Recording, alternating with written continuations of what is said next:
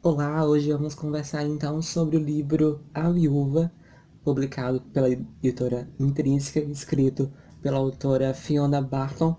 Esse livro, na verdade, conta a história da Jean Taylor, que é a viúva da história, onde o marido dela, o senhor Glenn Taylor, foi, infelizmente, morto aí por um acidente de trânsito, sendo atropelado por um ônibus em Londres. O que acontece, na verdade, nessa história é que ela vai narrar pra gente como é que foi aí esse convívio, porque ela se tornou uma viúva tão conhecida. Porque, na verdade, no momento ela estava feliz no casamento e em outro momento a polícia vinha na casa dela informá-la que o marido dela era suspeito de um rapto de uma garotinha chamada Bella, que tinha 2 anos. E então a gente começa já a entender aos capítulos que Glenn Taylor, na verdade, era um cara totalmente obscuro por fora, né? Por dentro, aliás, por dentro. Por fora ele era um cara sociável, amigável, era um bom marido, os vizinhos não tinham tanta reclamação, não tinha, na verdade, uma opinião divergente da índole, não desconfiavam da índole do cara, né? Mas, após o desaparecimento aí da pequena Bella, de 2 anos, uma rede de pedofilia foi localizada e Glenn Taylor participava, na verdade, de bate-papos, pornografia e tinha também conteúdos pornográficos infantis em seu computador. Então, Jen, que é a esposa, acaba se tornando vítima desse cara que, na verdade, induz ela a ser uma. Induz ela, na verdade, a acreditar nele. Então, ela ama tanto esse marido que acaba, na verdade, acreditando em tudo que ele fala para ela. E é impressionante, na verdade, a forma descritiva desse livro. A autora, que é a Fiona, ela nos descreve com uma riqueza de detalhes. Interessante também falar que a Fiona ela é jornalista na vida real, tá? Então ela vai contar pra gente, na verdade, não somente a história da Jen e do Glenn, ela também vai contar histórias pra gente, na verdade, sobre os detetives que estavam aqui nesse caso, a jornalista Kate, que é uma jornalista bastante conceituada e tem um dom, na verdade, de convencimento muito grande. Eu acabei, na verdade, me colocando no lugar da Jenny em vários momentos, porque às vezes a gente acaba também se colocando em situações onde as pessoas decidem a nossa vida. E é interessante que o Glenn, ele, na verdade, ele não era uma pessoa muito romântica. Então, só que quando eles se conheceram, ela só tinha 17 anos. Então, para ela, acho que toda menina daquela época, né, tem esse fascínio de, eu vou encontrar o cara perfeito, vou me casar, ter filhos. Então, como ela era muito nova, aí ele acabou, na verdade, convencendo ela, não, vamos se casar então. Ele era muito mais velho do que ela, alguns anos mais velho. Ela era um adolescente, os pais não concordaram de início, mas até então ele tem um poder tão grande de convencimento que ele acaba convencendo os pais dela a se casarem. Então tudo parecia perfeito, né? Era banqueiro, né? Ele trabalhava no banco, ela era apenas um aprendiz de cabeleireira. Então a gente começa já a ter um certo machismo aí, porque o cara, ele tinha lá um currículo profissional bom, trabalhava no banco, né? E ela era apenas uma adolescente, uh, aprendiz de cabeleireira, e ele só queria isso dela, que ela cuidasse da casa, que fosse uma boa esposa, e ela acabou sendo realmente. Uh, Fiona, na verdade, a autora do livro, ela tem um poder incrível. Eu falei para vocês que ele tem um poder de convencimento. Tanto o Glenn quanto a a jornalista Kate, né, que acaba indo na casa dela para entrevistá-la. Vários jornalistas tentaram conversar com ela depois da morte do marido do acidente, né? E ela nunca deu entrevista. Mas a Kate também tem um dom de convencer as pessoas, os seus entrevistados, que ela tem uma simpatia tão grande que você acaba, sabe, quando menos espera, ela já tá lá dentro da casa da Jen conversando como se fossem melhores amigas. E o que é interessante é que esse livro aborda realmente essas questões, como por exemplo a pedofilia, que é um crime hediondo, né? É uma doença, na verdade.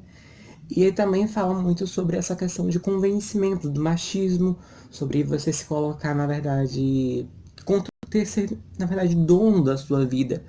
Isso me tocou muito, porque a Jean não era dona da vida dela, ela seguia, na verdade, um roteiro. Ela ia de acordo com as pessoas iam levando ela. E acredito que muita gente se identificaria com isso. Muitos de nós já passamos momentos que as pessoas guiavam nossas vidas. Ah, vamos ali, porque é assim, porque é assado. E você, ah, tudo bem, vamos, então. Sabe, a sua opinião não é tão importante assim. Você acha que a sua opinião não é tão importante assim. E dessa forma, a Fiona nos conta, nos narra, tanto em primeira pessoa e em terceira pessoa, aí os relatos. Em primeira pessoa porque a viúva conta pra gente, né, como foi o dia a dia dela. E é muito, muito, muito rico, na verdade, essa história, porque ela vai nos contando aos poucos. Não é uma coisa que você já pega, assim, sabe?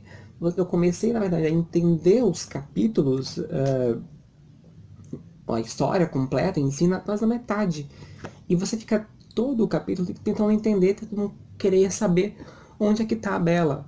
Quem raptou essa menina?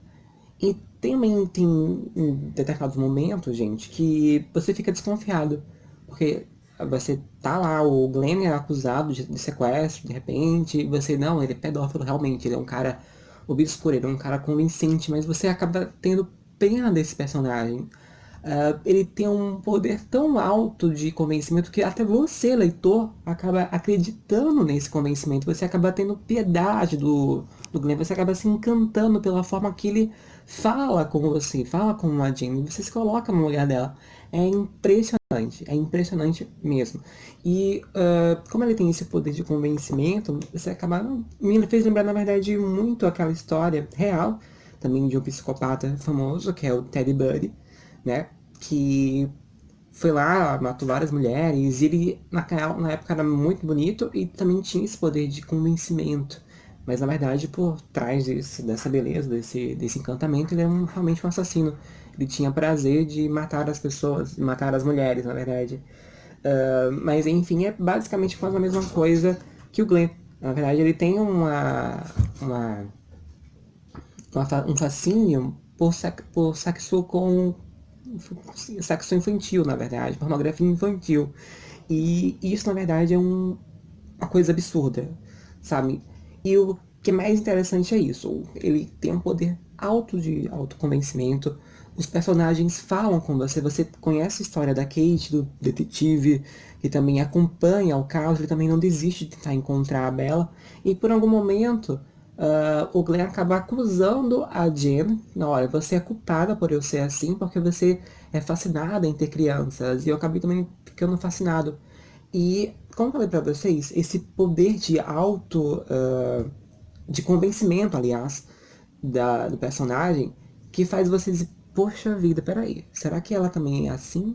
Será que essa viúva, será que a Jen, na verdade, é uma pessoa má? Porque ela também tem uma obsessão, assim, porque ela não pode ter filhos. O casal em si não pode ter filhos, porque o Glenn, ele tem uma quantidade pequena de espermatozoides no sêmen dele. Ele acaba não transmitindo, na verdade, a quantidade suficiente para a esposa gerar uma criança. Então ela acaba ficando frustrada. Ela tenta conversar com ele para adotar uma criança, mas ele não quer, sabe? Então ele acaba culpando ela por isso, pelo acidente, sabe? É muito, muito bizarro. E o final desse livro, gente, sabe, é espetacular. É incrível, é extraordinário. Eu fiquei realmente muito impressionado com esse livro. Eu não esperava isso tudo. Eu acabei devorando esse livro em 2 dias, em 2 madrugadas. Eu geralmente pego livros para ler durante a madrugada, que é um lugar, à noite no caso, que é um período mais calmo. E então, quando eu fui ler, quando eu fui perceber, já era 3 da manhã, 4 da manhã, porque eu não conseguia largar. Você tem uma narração, assim, que é viciante. Tem um momento também, um determinado momento, que a Jen tá tão cansada da polícia, dos jornalistas ficarem cercando a casa, porque eles foram ditos como monstros, né? O Glenn, na verdade, já causou todo esse alvoroço na vida dela, porque era uma garota que sonhava em ter um bom esposo e acabou tendo um monstro dentro de casa.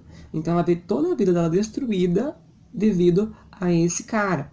Ela chega a um nível, tá tão cansada que ela fala a seguinte coisa. Então, no momento da entrevista com a Kate, a nossa personagem, a Jen, ela pensa da seguinte forma: não consigo contar a ela que comecei a passar as noites em claro desejando que o Glenn estivesse morto. Bem, não exatamente morto. Eu não queria que ele sentisse dor, qualquer dor, que passasse por qualquer sofrimento ou algo assim. Só queria que não estivesse mais lá. Eu fantasiava sobre o momento em que receberia uma ligação de um policial. Então a gente começa já a perceber que ela ansiava por esse momento, que ele tivesse realmente morto, ela estava cansada já. Então é um momento bem forte. Entre outros momentos também que a gente começa a perceber que ele tem uma psicopatia, porque ele comprava para ela umas, sabe, baby doll, por exemplo, aquelas roupas de dormir feminina, e eles compravam na verdade uma roupa bem mais feminina, bem, não feminina em si, mas bem criancinha, sabe? Ele chamava ela de minha menininha. Então você começa já a desconfiar dessa personalidade dele. Além também que ele não gostava que ela trabalhasse, aliás, que ela tivesse tantas amizades, assim, ela não tinha permissão para sair de casa com as amigas. Ela falava a seguinte forma pra gente: as coisas no trabalho não mudaram muito. No entanto, eu não socializava com as 3 outras garotas, porque Glenn nunca gostou que eu saísse sem ele. Ele dizia que as outras garotas eram solteiras e saíam em busca de sexo e álcool. Glenn provavelmente estava certo, a julgar pelas histórias que elas contavam nas manhãs de segunda-feira, mas eu simplesmente dava desculpas. Em determinado momento, elas pararam de me convidar. Então a gente já começa a perceber aí, como eu falei pra vocês, esse, essa, esse convencimento que ele tinha, né? Ah, não vai, sabe? Essas garotas só querem falar de pornografia com você, de caras, não é uma boa ideia. Entre outras questões também que ela falava pra gente aqui no livro, sabe? Tem muita coisa, gente, muita coisa interessante, muita coisa que você diz, meu Deus.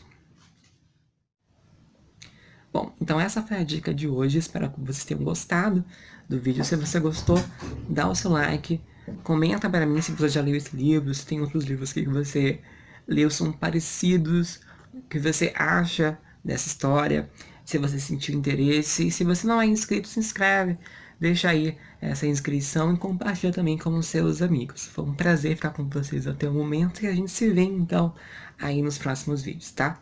Muito obrigado e até a próxima, gente. Tchau, tchau.